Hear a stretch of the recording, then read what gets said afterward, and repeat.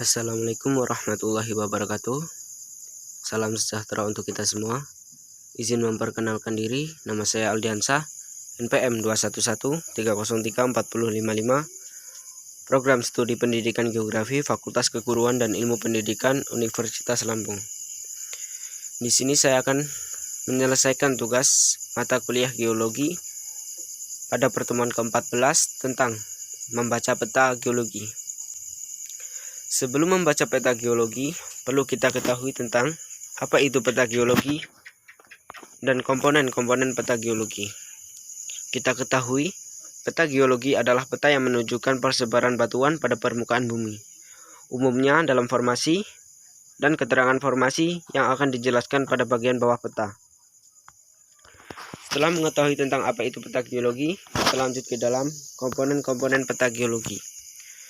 Komponen-komponen penting yang umumnya terdapat antara lain yaitu gambar peta, legenda yang di dalamnya mencakup informasi jenis batuan dan simbol peta, peta indeks, judul peta, nama lembar atau daerah, dan penampang geologi. Baik, di sini saya sudah menampilkan layout dari peta geologi itu. Nomor 1 itu termasuk ke dalam gambar peta geologi itu sendiri. Yang kedua, instansi sebagai penerbit. Yang ketiga, nama lembar atau daerah. Yang keempat, korelasi satuan peta. Yang kelima, uraian singkat setiap satuan. Yang keenam, simbol peta geologi yang digunakan. Yang ketujuh, peta indeks pemetaan geologi para pemeta dan penelaah. Nomor 8, peta indeks lokasi lembar atau daerah. Yang ke-8, maksud saya yang ke-9, penampang geologi. Yang ke-10, sumber peta dasar. Yang ke-11, deklinasi magnet. Yang ke-12, peta indeks inderaan jauh. Yang ke-13, nama lembar atau daerah, penyusun tahun penerbitan. Dan yang terakhir nomor 14, yaitu daftar istilah atau informasi kerjasama. Baik, di sini saya akan menampilkan contoh dari peta geologi itu. Di sini saya mengambil contoh dari peta geologi regional Bantarujek. Peta geologi regional Bantarujek ini tergolong ke dalam peta geologi permukaan, yaitu peta yang memberikan berbagai formasi geologi yang langsung. Lokasi di bawah permukaan, skala peta ini bervariasi, yaitu antara 1:50.000 dan hingga lebih besar. Peta ini berfungsi untuk menentukan lokasi bahan bangunan, saluran air, pencarian udara, pembuatan lapangan terbang, maupun pembuatan jalan. Baik. Nah, yang saya gambarkan di sini, saya titikin berwarna merah, ini merupakan gambar dari geologi regional Bantarujek itu sendiri. Setelah itu, kita akan membahas tentang skala peta.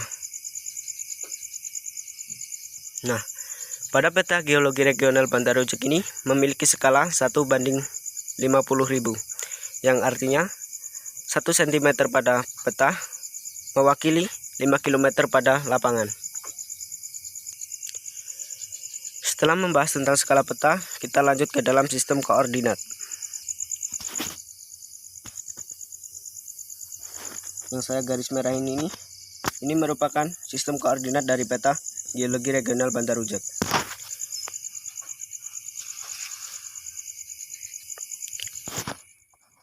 Sistem koordinat yaitu perpotongan dua garis sumbu koordinat seperti garis bujur yang terdiri dari bujur barat dan bujur timur, dan garis lintang yang terdiri dari lintang utara dan lintang selatan. Setelah membahas tentang sistem koordinat, kita lanjut ke dalam arah peta, arah utara peta. Di sini saya gambarkan arah utara peta. Orientasi arah utara yang ditunjukkan dengan panah ke arah utara di sini ditunjukkan oleh huruf N yang terdapat di atas simbol. Nah, yang saya lingkarin tersebut. Setelah kita membahas tentang arah utara, kita lanjut ke dalam garis kontur. Kita akan mencari pengertian dari garis kontur itu. Garis kontur yaitu garis ketinggian di atas datum yang menggambarkan bentuk permukaan bumi. Persebaran batuan pada peta geologi merujuk pada garis kontur di peta topografi. Semakin lebar jarak antara garis kontur, maka wilayahnya itu ditandakan semakin datar. Sedangkan jika garis kontur semakin kecil atau menyempit, maka ditandakan wilayah tersebut semakin tinggi. Baik, setelah kita membahas tentang garis kontur, kita lanjutkan ke dalam simbol geologi. Di sini saya lingkarin simbol geologi. Di dalam yang saya lingkarin tersebut terdapat simbol sungai. Simbol sungai pada peta geologi regional Bantar Rujak ini dilambangkan dengan warna biru yang bercabang-cabang. Sini. Nah, di dalam peta geologi regional Bantar Rujak terdapat Sungai Cilutung dan Cihem. Nah, setelah simbol sungai, di sini terdapat simbol sesar yang digambarkan dengan garis melintang yang terdiri dari huruf U dan D. Huruf U ini berarti sesar naik, sedangkan D berarti sesar turun. Setelah itu juga terdapat simbol antiklin yang berbentuk seperti busur. Di sini saya tunjukkan. Nah, di sini yang saya lingkarin tersebut termasuk ke dalam simbol antiklin. Sini. Selain sesar juga terdapat simbol jurus dan kemiringan lapisan. Sini saya tunjukkan. Nah, setelah membahas tentang simbol geologi, kita lanjutkan dengan membahas formasi batuan pada peta geologi regional Bantar Rujak. Pada peta geologi regional Bantar Rujak terdapat 8 formasi batuan. Yang pertama, formasi hasil gunung api tua Breksi. Yang kedua, formasi hasil gunung api tua tak teruraikan. Yang ketiga, formasi Kaliwangu. Dan yang keempat, anggota atas dari formasi Halang. Yang kelima, formasi anggota bawah dari formasi Halang. Yang keenam, formasi anggota serpih dari formasi Cinambo. Yang ketujuh, formasi anggota batu pasir dari formasi Cinambo. Yang kedelapan, yang terakhir, yaitu formasi andesit Hornblende. Baik, kita akan membahas satu persatu dari batuan, dari formasi batuan peta geologi regional Bantar Rujak. Yang pertama yaitu formasi hasil gunung api tua Breksi yang disimbolkan dengan huruf QVB, yang artinya formasi ini terdapat atau terbentuk pada zaman kuarter. Dalam formasi ini terdapat breksi gunung api, endapan lahar. Komponen-komponennya terdiri atas batuan beku bersifat andesit dan basal. Formasi ini tersingkat di bagian selatan dan timur lembar. Yang kedua yaitu formasi hasil gunung api tua tak teruraikan yang disimbolkan dengan huruf QFU, yang berarti formasi ini terdapat atau terbentuk pada zaman kuarter. Pada formasi ini terdapat breksi gunung api, lahar, lava yang bersifat andesit dan basal. Dan yang ketiga yaitu formasi Kaliwangu yang disimbolkan dengan huruf TPK. Pada formasi ini terdapat batu lempung dengan sisipan batu pasir tufan, konglomerat setempat, dan pada formasi ini ditemukan lapisan-lapisan batu pasir gampingan dan batu gamping. Yang keempat yaitu formasi anggota atas dari formasi Halang yang disimbolkan dengan huruf TMHU. Pada formasi ini terdapat batu pasir tuf, lempung, konglomerat, batu pasir. Batu pasir merupakan bagian yang utama pada formasi ini. Yang kelima ada formasi anggota bawah dari formasi Halang yang dilambangkan atau disimbolkan dengan huruf TMHL, yang berarti formasi ini terbentuk pada zaman tersier. Pada formasi ini terdapat breksi gunung api yang bersifat andesit dan basal. Di samping itu ditemukan juga tuf dan lempung serta konglomerat morfologi berupa cuesta. Yang keenam ada formasi anggota serpih dari formasi Cinambo yang ditunjukkan atau dilambangkan dengan huruf TOMCU. Formasi ini terdapat serpih dengan selingan batu pasir dan batu gamping. Batu pasir gampingan, batu pasir tufan dengan tebal 400 sampai 500 meter. Yang ketujuh, ada formasi anggota batu pasir dari formasi Cinambu. Formasi ini dilambangkan atau disimbolkan dengan huruf TOMCL. Yang kedelapan, ada formasi Andesit Hornblende. Pada formasi ini berbentuk retas lempung, retas dengan tebal atau lebar 20-30 meter.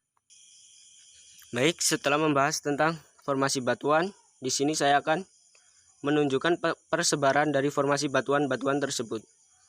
Yang pertama, ada formasi batuan hasil gunung api tua Breksi yang disimbolkan dengan huruf QVB. Di sekitar sini terdapat. Nah, saya lambangkan dengan tinta warna merah. Yang kedua, ada formasi hasil gunung api tua tak teruraikan yang dilambangkan dengan huruf QVU. Nah, di sini terdapat hasil atau formasi hasil gunung api tua tak teruraikan di sekitar sini. Yang ketiga, ada formasi Kaliwangu yang dilambangkan dengan huruf TPK. Persebarannya terdapat di sini. Saya tunjukkan dengan tinta warna kuning. Dan yang keempat, ada formasi anggota atas dari formasi Halang yang ditunjukkan atau disimbolkan dengan huruf TMHU. Persebarannya terdapat di sini di dekat Cilutung. Dan yang kelima, ada formasi anggota bawah dari formasi Halang yang dilambangkan dengan huruf TMHL. Persebarannya terdapat di sini. Saya lambangkan dengan warna kuning di sini. Dan yang keenam, ada formasi anggota serpih dari formasi Cinambu yang dilambangkan dengan huruf TOMCU. Persebarannya terdapat di sini. Saya lambangkan dengan tinta warna merah. Dan yang keenam, ada yang ketujuh maksud saya, ada formasi anggota batu pasir dari formasi Cinambu yang dilambangkan dengan huruf TOMCL. Persebarannya terdapat di sini. Saya lambangkan dengan warna merah. Dan yang terakhir, ada formasi Andesit Hornblende. Formasi ini sedikit sekali terdapat di peta geologi regional Bantar Rujak. Saya tunjukkan dengan warna merah. Sini. Terlihat pada peta geologi regional Bantar Rujak, formasi andesit ini hanya terdapat 3 titik. Nah, setelah kita mempelajari tentang formasi batuan pada peta geologi regional Bantar Rujak, kita lanjutkan dengan membahas garis penampang melintang dan penampang geologi. Akan saya tunjukkan garis penampang geologi.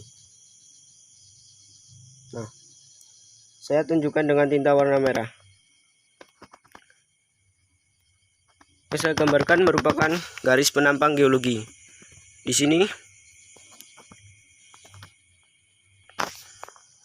sini D merupakan contoh bagian peta geologi yang dilintasi garis penampang A dan B.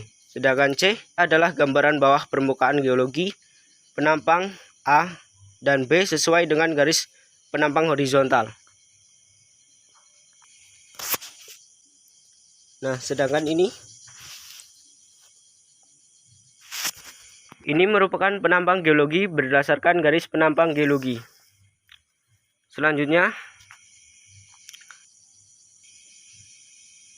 peta ini bersumber dari peta geologi lembar air Jawinangun Juri 1995, sistem proyeksi UTM. Demikian materi atau cara membaca peta yang dapat saya sampaikan. Jika ada kesalahan kata dan kesalahan dalam penjelasan, wassalamualaikum warahmatullahi wabarakatuh.